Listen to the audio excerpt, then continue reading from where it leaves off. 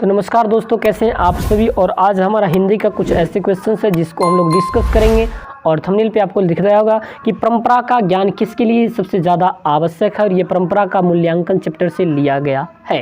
तो इसके क्वेश्चंस को हम लोग समझने की कोशिश करेंगे। फिलहाल हम इस वीडियोस के माध्यम से एक क्वेश्चंस आपको डिलीवर कराएंगे।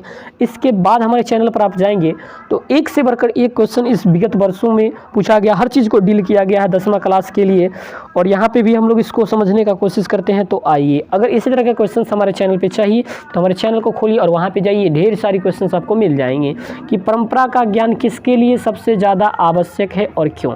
तो देखिए, परंपरा का ज्ञान सभी व्यक्तियों के लिए आवश्यक है। क्यों ज्ञान आवश्यक है कि अगर हम परंपरा अपनी जानेंगे नहीं, हम अपनी ये चीज़ नहीं जानेंगे कि हमारे यहाँ अंग्रेज़ों ने किस तरह की चाल को रचकर हमें गुलाम बनाया, तो फिर हम कैसे अपनी आप को पहचान पाएंगे, हम किस तरह अपने पुरुषों की जो है बलिदानी को समझ पाएंगे, किस तरह हम अपने श्रेष्ठ आदमियों की इज्जत कर पाएंगे।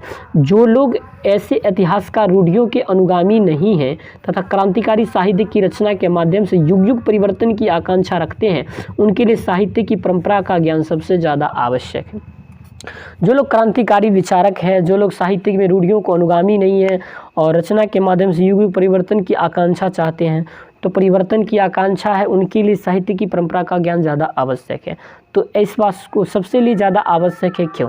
क्योंकि कहेंगे कि जो लोग इतिहासकार बनना चाहते हैं, रूढ़ियों और अनुगामी नहीं है, मतलब रूढ़िवादी जो पीछे परंपरागत रूढ़ी चला है अभी भी उसी को चलाया जा रहा है, उनसे वो अनुगामी नहीं है, परिचित नहीं है, ऐसे व्यक्तियों के लिए परंपरा का ज्ञान क्या है, आवश्यक है।